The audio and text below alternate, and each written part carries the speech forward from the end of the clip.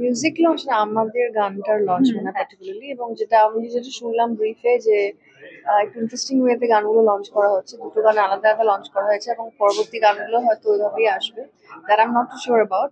But হ্যাঁ, এই গানটা নিয়ে যেটা বলতে পারি যে এন্টায়ার টিমটাই আমার জন্য নতুন, মানে ওনাদের সঙ্গে রানাদা হোক বা দেবাশিস যার লেখা গানটা, ওদের সঙ্গে আমার পার্সোনাল কাজ এই প্রথম।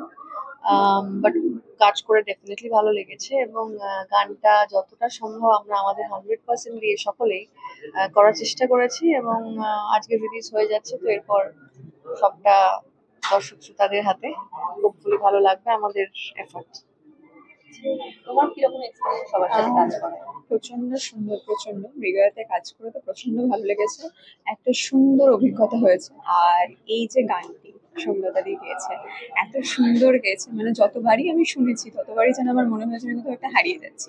দেবাশিস দত্তের লেখা এবং রানা মজুমদারের সুর, গায়িকা আমাদের সামনেই দাঁড়িয়ে আছে। প্রচন্ড সুন্দর একটি গান, আশা করছি সবারই ভালো লাগবে, ভালো লাগবেই। তো বাকিটা দর্শকদের ওপর কেমন লাগছে তাদের উপরই আমি ছেড়ে দেবো। তাহলে দু লাইন গান একটু হয়ে যায়। আমি এই ভয়টাই পাচ্ছি। মুশকিলটা হচ্ছে গানগুলো না বহু যুগ আগে আগে গেয়ে দিই, তারপর ভুলে যাই, হঠাৎ করে জানতে পারি আচ্ছা এবার লঞ্চ হবে, আচ্ছা এবার মিউজিকটা হবে।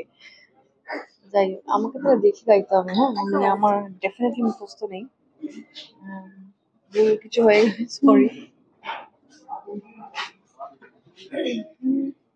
হয়তো চোখের পাতায় চুপি সারে রাত নামে, হয়তো বাজানালায় কুয়াশারা উঁকি মারে,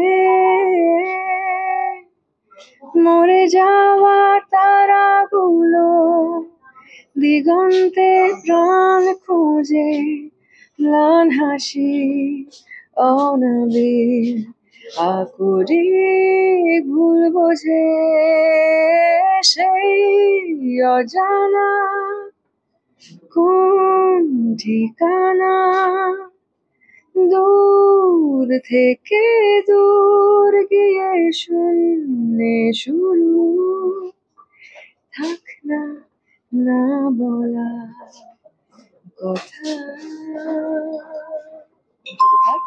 থ্যাংক ইউ।